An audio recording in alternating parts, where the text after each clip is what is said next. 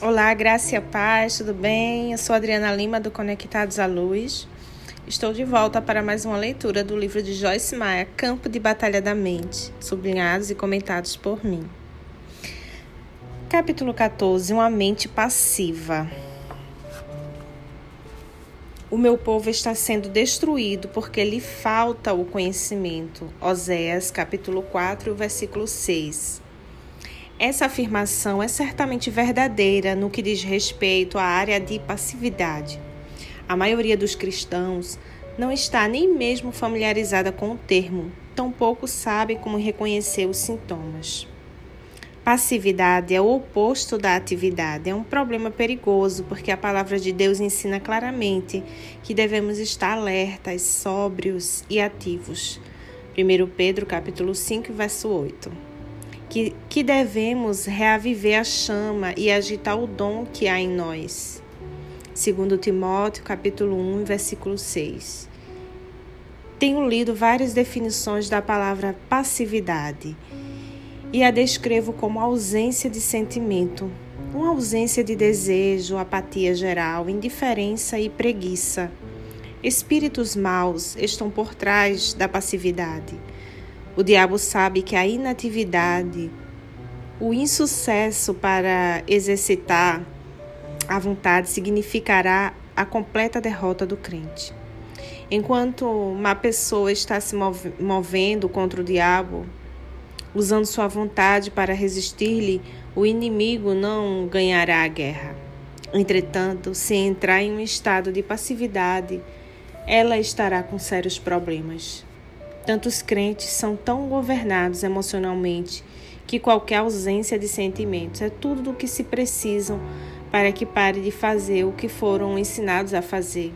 Eles louvam se sentirem à vontade, doam se sentirem vontade, são fiéis ao que dizem se sentirem vontade. E se não sentirem vontade, não fazem nada. O espaço vazio é um lugar. Nem deis lugar ao diabo. Efésios capítulo 4, versículo 6. O lugar que damos a Satanás é frequentemente um espaço vazio. Uma mente vazia e passiva pode facilmente ser cheia com todos os tipos de pensamentos errados.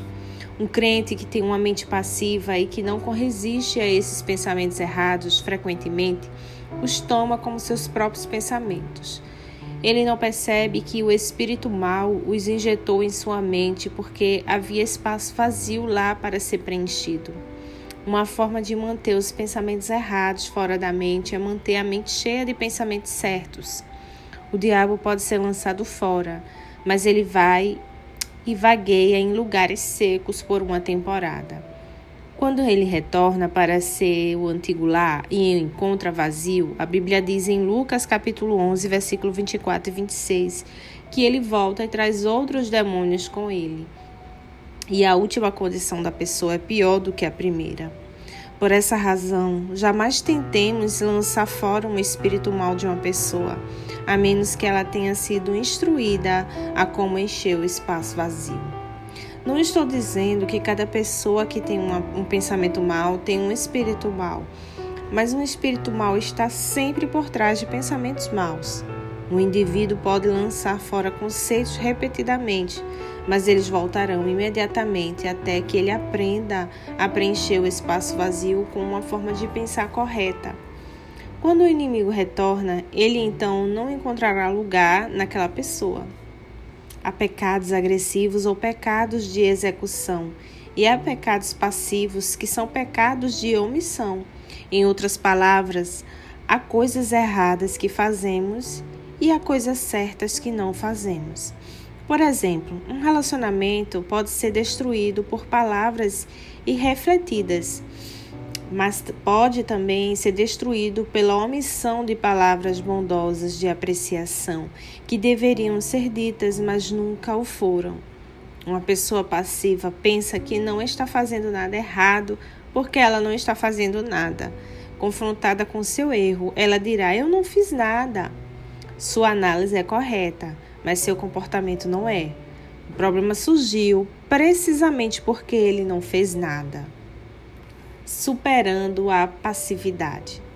Há alguns anos, meu marido Dave teve alguns problemas com a passividade. Havia certas coisas em que ele era ativo. Ele ia trabalhar todo dia, jogava golfe aos sábados e assistia ao futebol aos domingos. Além disso, era muito difícil motivá-lo a fazer qualquer outra coisa.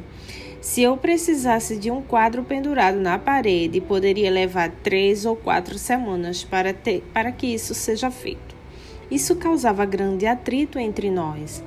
A mim parecia que ele fazia o que queria e que, além disso, não fazia nada. Dave amava ao Senhor e, quando ele o procurou a respeito do seu problema, ele o fez observar algumas informações sobre a passividade e seus perigos. Ele descobriu que espíritos maus estavam por trás da sua inatividade. Havia certas áreas em que ele não tinha problemas porque havia mantido sua mente naquelas áreas. Mas em outras áreas ele tinha basicamente, pela inatividade, entregue sua vontade ao inimigo. Ele era oprimido naquelas áreas e tinha se movido a um lugar onde ele não tinha qualquer desejo, qualquer eu quero, nenhuma motivação para ajudá-lo a realizar certas atividades. O estudo da palavra de Deus e a oração eram 2 outras áreas nas quais ele era passivo. Quando eu sabia que ele não estava buscando a Deus por direcionamento, era-me difícil ouvi-lo. De qualquer forma, eu tinha um problema de rebeldia e você sabe ver como o diabo usou nossas fraquezas contra nós mesmos. Muitas pessoas estão divorciadas exatamente por causa de tais problemas. Elas realmente não entendem o que está errado. Na verdade, eu era muito agressiva. Eu estava sempre correndo na frente de Deus na carne, fazendo minhas próprias coisas e esperando que o Senhor as abençoasse. Dave não fazia muito, exceto esperar em Deus, o que me irritava seriamente. Agora nós rimos quando pensamos em como costumávamos ser, mas naquela época não era engraçado. E se Deus não tivesse chamado nossa atenção, poderíamos ter sido mais uma daquelas estatísticas de divórcio. Dave me dizia que eu estava sempre na frente de Deus e eu respondia dizendo que ele estava 16 quilômetros atrás de Deus. Eu era muito agressiva e Dave era muito passivo. Quando o crente está inativo em qualquer área em que ele tem capacidade ou talento, essa área particular começa a atrofiar ou tornar-se imobilizada. Quanto mais tempo ele não faz nada, menos ele quer fazer. Um dos melhores exemplos é o exercício físico. Estou no momento em um bom programa de exercício e quanto mais me exercito, mais fácil fica. Quando comecei era muito difícil, doía cada vez que eu seguia o programa, porque eu havia estado inativa e passiva no que diz respeito a exercício físico por um longo tempo. Quanto mais tempo eu não fazia nada, pior ficava a minha condição física. Eu estava ficando cada vez mais fraca, dada a não utilização dos meus músculos. Dave começou a ver o que era o seu problema. Ele estava lidando com espíritos maus, que o estavam oprimindo por causa de sua inatividade de longo tempo. Quando o Espírito Santo revelou-se-lhe a verdade, Dave determinou que ele seria outra vez ativo e agressivo, não preguiçoso ou procrastinador. Tomar a decisão foi a parte mais fácil. Colocá-la em ação foi a parte mais difícil. Era difícil porque cada uma das áreas em que ele havia sido passivo tinha agora de ser exercitada até que ficasse forte outra vez. Ele começou a se levantar às 5 horas da manhã para ler a palavra e orar antes de sair para o trabalho. A batalha começou. O diabo ele não quer abrir mão do terreno que ele ganhou e não vai desistir sem luta. Dave se levantava para passar um tempo com Deus e adormecia no sofá. Mesmo que houvesse manhãs em que adormecia, ele estava fazendo progresso simplesmente porque ele estava saindo da cama e tentando construir uma vida de oração. Houve momentos em que ele ficou entediado. Havia dias em que ele sentia que não estava tendo nenhum progresso, em que, de qualquer forma, ele não estava entendendo o que estava lendo e sentindo que suas orações não estavam sendo ouvidas. Mas ele persistiu por causa da revelação do Espírito Santo sobre essa condição chamada passividade. Comecei a notar que quando eu precisava que Dave pendurasse um quadro ou consertasse alguma coisa na casa, ele respondia imediatamente. Ele estava começando a ter seus próprios pensamentos outra vez e a tomar suas próprias decisões.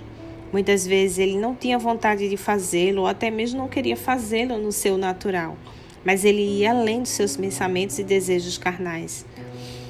Quanto mais ele agia em relação ao que sabia que era o correto, mais liberdade desfrutava. Serei honesta e lhe direi que não foi fácil para ele. Ele não foi liberto em uns poucos dias ou umas poucas semanas. A passividade é uma das condições mais difíceis de ser superada, porque, como mencionei, não há sentimentos para emprestar suporte. Dave persistiu com a ajuda de Deus e agora ele não é nem um pouquinho passivo, ele é o administrador de vida na palavra. Supervisiona todos os nossos programas de rádio e televisão e é responsável por todos os aspectos financeiros do ministério. Viaja comigo em tempo integral e toma decisões em relação aos nossos programas de viagem. É também um excelente homem de família, ora e regularmente passa tempo estudando a palavra de Deus. Em resumo, ele é um homem para ser respeitado e admirado. Ele ainda joga golfe e assiste a esportes. Mas agora ele também faz outras coisas que se espera que faça. Conhecendo e vendo tudo o que ele faz, ninguém pensaria que ele já foi tão passivo como era no passado. A condição de passividade pode ser superada, mas o primeiro passo para superar a passividade nas ações é superar a passividade na mente. Dave não poderia ter progresso até que tomasse as decisões e mudasse sua maneira de pensar. A ação correta acompanha o pensamento correto. E não vos conformeis com este século, mundo moldado e adaptado de acordo com seus costumes externos e superficiais. Mas transformai-vos pela completa renovação da vossa mente, por seus novos ideais e novas atitudes. Romanos capítulo 12, versículo 2. Há um princípio dinâmico mostrado no começo ao fim na palavra de Deus, e pessoa alguma jamais andará em vitória a menos que entenda e opere nele a ação correta, acompanha o pensar correto. Deixe-me colocar de outra forma. Você não modificará seu comportamento até que modifique seus pensamentos. Na ordem das coisas de Deus, o pensar correto vem primeiro e a ação correta o segue. Creio que a ação certa ou o comportamento correto é o fruto do pensar corretamente. Muitos crentes se desgastam tentando agir corretamente, mas o fruto não é o produto de luta. O fruto vem como resultado de se permanecer na videira. João capítulo 15, versículo 4. E permanecer na videira envolve ser obediente. João capítulo 15, versículo 10. Eu sempre uso Efésios capítulo 4, versículo 22 até o 24, quando ensino esse princípio. O verso 22 diz: Vos despojeis do velho homem, desvesti-vos e jogai fora vosso velho e não renovado, em que caracterizava a vossa maneira anterior de vida, e que se corrompe segundo as concupiscências e desejos que brotam do engano. O verso 24 continua um pensamento dizendo: E vos revistais do novo homem, o eu regenerado, criado segundo Deus, em justiça e retidão procedentes da verdade. Assim vemos que o verso 22 basicamente nos diz para pararmos de agir inadequadamente, e o verso 24 nos diz para começarmos a agir adequadamente. Mas o verso 23 é o que eu chamo de ponte bíblica. Ele nos diz como ir no verso 22, agindo inadequadamente, ao verso 24, agindo adequadamente. E vos renoveis constantemente no espírito do vosso entendimento, da vossa mente, tendo uma nova atitude, mente e espiritual. É impossível ir de um comportamento errado a um comportamento correto sem primeiro mudar os pensamentos. Uma pessoa passiva pode querer fazer a coisa certa, mas ela jamais conseguirá isso a menos que ative sua mente propositadamente e a alinhe com a palavra e a vontade de Deus. Um exemplo que me vem à mente envolve um homem que certa vez foi para a fila de oração em uma das minhas conferências. Ele tinha um problema com a luxúria. Ele realmente amava sua esposa e não queria que seu casamento fosse destruído. Mas seu problema precisava ser resolvido ou ele arruinaria seu casamento. Joyce, eu tenho um problema com a luxúria, ele disse. Parece que eu simplesmente não posso ficar longe de outras mulheres. Você pode orar para que eu seja liberto? Eu orei muitas vezes, mas parece que jamais conseguirei algum progresso. Isso foi o que o Espírito Santo me ordenou que lhe dissesse. Sim, eu vou orar por você, mas você deve ser responsável pelo que permite que lhe seja mostrado na tela da sua mente. Você não pode visualizar fotografias pornográficas em seu pensamento ou imaginar-se com essas outras mulheres se você quer desfrutar a liberdade. Como esse homem, outros vieram a perceber imediatamente porque eles não estavam experimentando um progresso mesmo que quisessem ser libertos. Eles querem mudar seu comportamento, mas não sua maneira de pensar. A mente é frequentemente uma área na qual as pessoas brincam com o pecado. Jesus disse em Mateus capítulo 5, 27 e 28, ouvistes que foi dito, não adulterais. Eu, porém, vos digo, qualquer que olhar para uma mulher com intenção impura no coração, já adulterou com ela. O caminho para ações pecaminosas é pavimentado com pensamentos pecaminosos. Uma mulher que participou do seu primeiro estudo bíblico doméstico tinha entregado sua vida ao Senhor e queria que seu lar e seu casamento fossem consertados. Tudo em sua vida era uma bagunça. O lar, os filhos, as finanças, a condição física, etc. Ela disse abertamente que não amava seu marido. De fato, ela realmente o desprezava. Sabendo que sua atitude não era de Deus, ela queria amá-lo, mas simplesmente parecia que não podia tolerar estar perto dele. Nós oramos, ela orou, todos oraram.